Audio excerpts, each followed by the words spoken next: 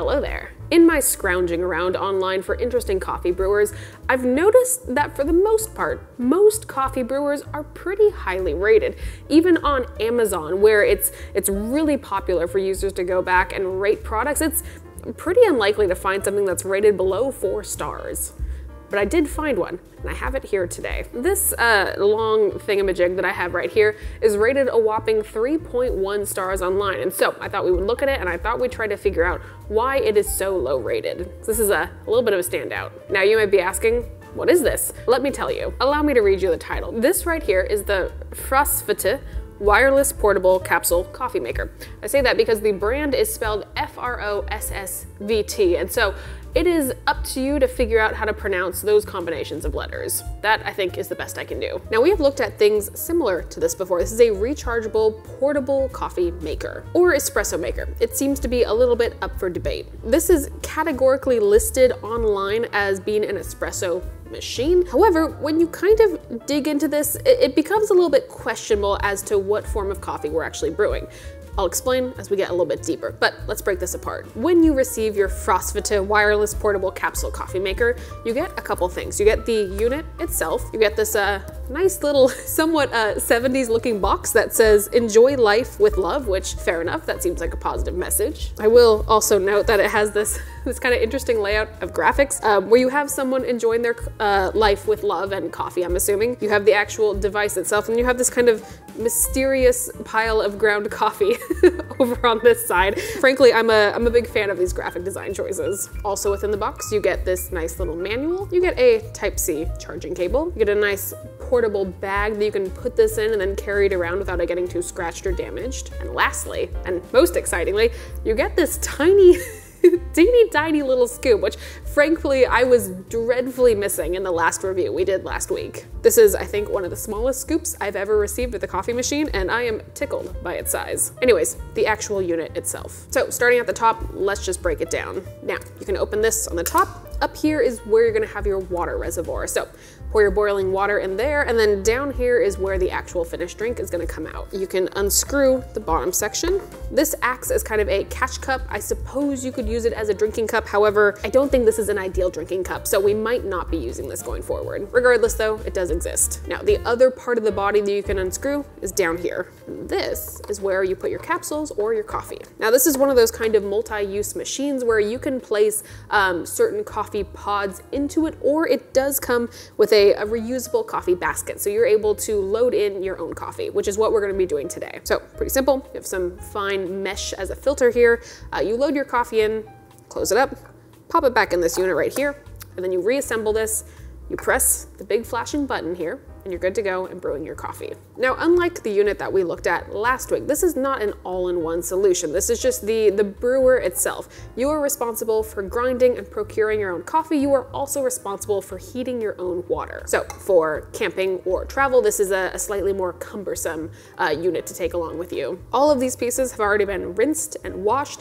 They're ready to brew with. So I think we just get started and we figure out what went wrong along the way with so many people with this brewer. Now, first things first with these, you always want to kind of figure out roughly what type of coffee you're supposed to be making and hence what grind size you should be going for.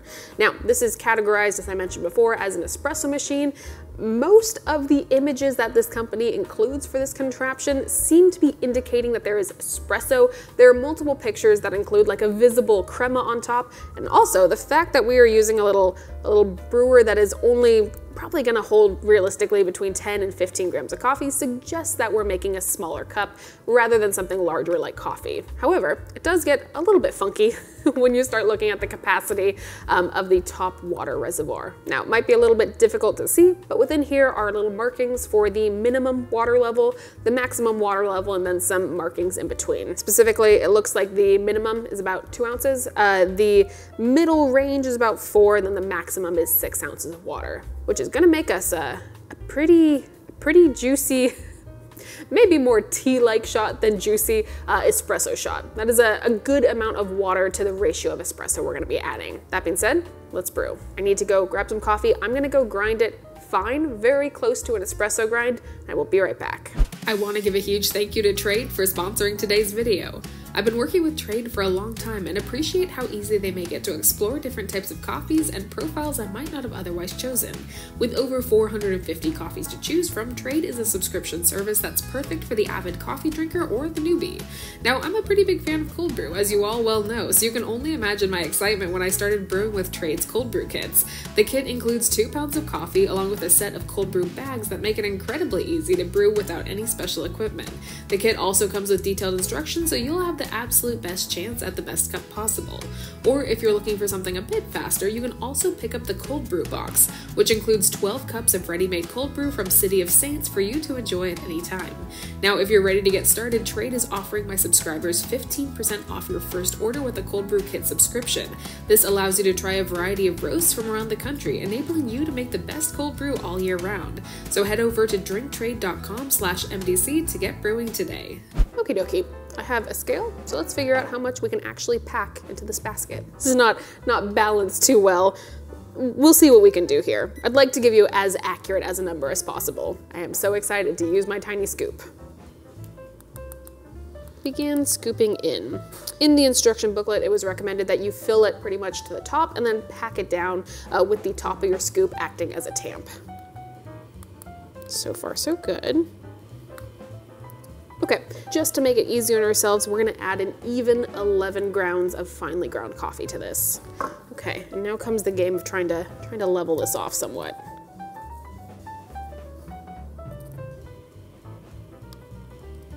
I'm just trying to distribute here as best as I can, like tapping around the edges, and then we'll tamp. This is this is a hilarious form of tamping. I'm trying to be as even as possible with each press. This feels so incredibly wrong though. Okay, we'll just kind of pound it down and hope we've done a good job. If I did this tamp with any other tool rather than the tiniest scoop imaginable, I would be very concerned about myself. This is a very questionable tamping job. Regardless though, let's seal this up. All right, good luck, buddy. Now, there's a little point where it kind of slots in here, and then we can reattach it to the main unit. I would really like to see how this thing kind of extracts and brews, and so instead of using the more opaque catch cup that was included, we're just gonna use a nice clear glass. And this actually, strangely, fits really well on top, so that's great. Now I have water off to the side. This is sitting at about 205 degrees Fahrenheit. That's pretty standard brewing temperature. Now, when I dug into the reviews of this machine, one of the main complaints that I saw is that the coffee seems to always be cold, and that to get a good cup of warm coffee, you need to be using essentially boiling water. 205 is a little bit under boiling. In Fahrenheit, boiling is 212, so I think that should be doable if we're not able to extract a decent cup of like temperatured coffee with that. We'll see. We'll address that when we get to it.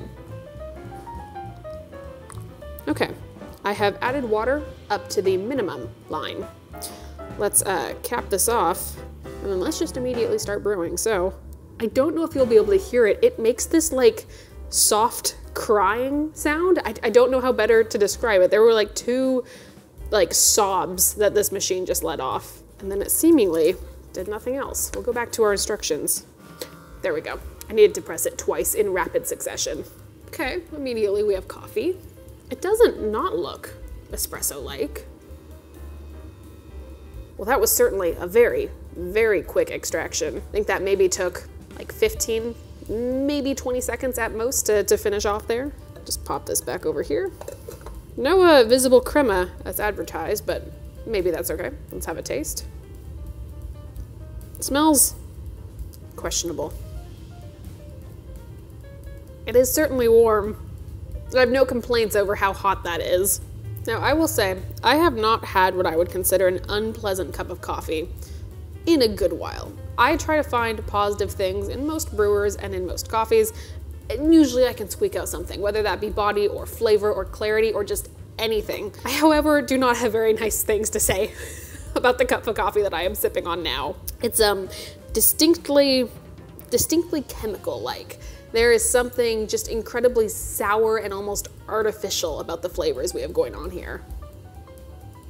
I don't know why I keep sipping it as if something will change. This is not very tasty as is. Now I'm curious as to what our little like puck in there looks like, so let's dig back into this side. Oh, it lingers in the most unsettling way possible. All right, come here, little brew basket. Now, one of the things I find very interesting about this brew basket is that you'll notice, I don't want to drip all over the counter here, we'll just have to hold it like this. You'll notice that it has this kind of like, this little spike, for lack of a better word right here, that presses into the very top of your puck, creating a pretty sharp indent after you have tamped everything. Now what it looks like, at least from the top down, it looks like there was some pretty heavy channeling happening in the center of the puck, and then kind of the rest of the puck around the walls. Nothing much seemed to happen to that. It's saturated, but there's a distinct like looseness and also like divot where this pressed into the puck.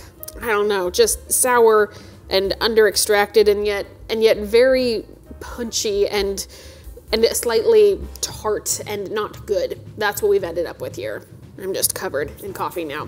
Now, I do have the question of whether this brewer would be better for something more akin to a filter coffee-like beverage. That being said, we use more water. Maybe we are using a slightly coarser grind, something that feels a little bit more like filter coffee than it does espresso, because I don't think in any scenario we are getting espresso out of this. There's not really any room for me to go finer with my coffee grind. I don't feel like adding more water is really gonna change much. It's just gonna dilute it down even more. And so maybe we just structurally change what we're brewing. So let me go clean everything off, get some more water. I'll get some more medium ground coffee. I'll be right back.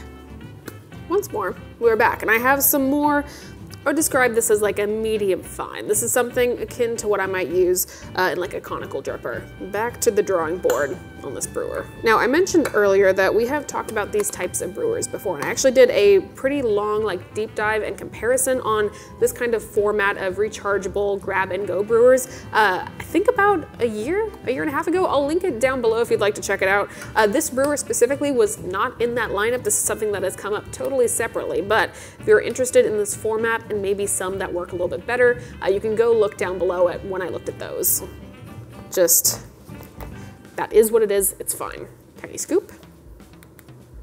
So my question now is, since we're using a coarser grind, do we still tamp? Do we still want to tamp? Should we tamp? Many questions I have. Now I'm gonna go a little bit higher in my coffee proportions right now, so scoop a little out, give this a little shake. I'm gonna tamp this very lightly just to make a nice flat bed. I know this is gonna press into it, that is what it is. I think tamping just a tiny bit will give us a little bit more of a head start into all of this. And so we return to the strange method of patting everything down with the world's tiniest scoop. Again, very light, really no pressure, just flattening out the bed. And now we will destroy the bed that we have flattened out by pressing that into the top of it. Now, we have about 12.5 grams of coffee in there. Let us weigh out the water we are adding as well.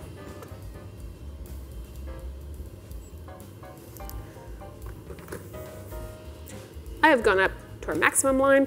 There is approximately 156 grams of water now in here as well. Also, deep apologies if you can hear the train rolling by and squeaking outside my home. Regardless, our hot water is in, as we learned before, 2 quick presses in quick succession. Ooh, that looks like something. Oh no. Oh, I fear we have done a very bad thing indeed. I'm concerned. Are you done? You're still making noise, but I think you're done. Oh boy. Have you ever wanted a cup of coffee that brewed in 30 seconds? Because I don't think I ever have. But I have created it for myself, and so here goes nothing. Oh. It has smells to it.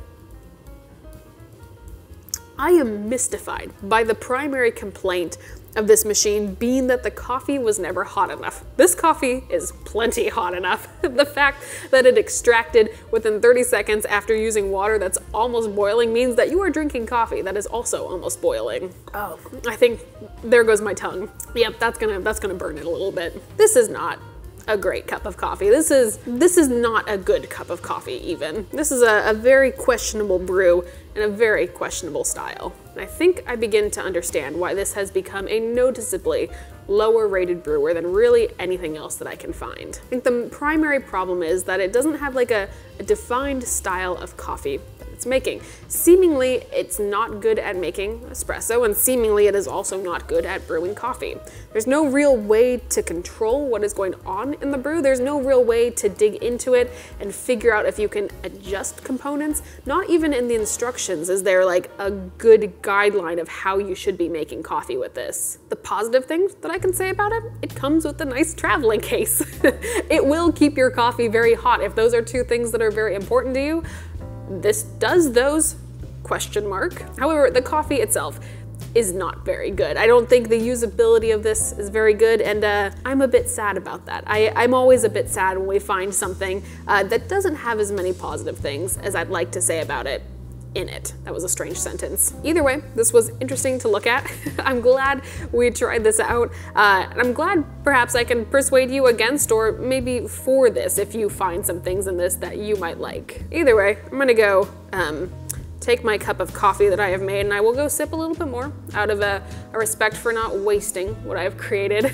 And in the meantime, I hope you had a fun time today. This was a little bit different than what we usually do. Usually we are a bit more positive, but today I think we can be a little bit more sour, and that's all right. Either way, my name is Morgan. You can find me here on YouTube once a week, plus YouTube Shorts. Additionally, you can find me on TikTok or Instagram almost every single day. I'm also on Threads. I don't know if I should be saying that now, but I am, and if you'd like to follow me there, it's quite a bit of fun and I'm enjoying myself. So, until next time, I'll see you all next week. Have a great day. Goodbye.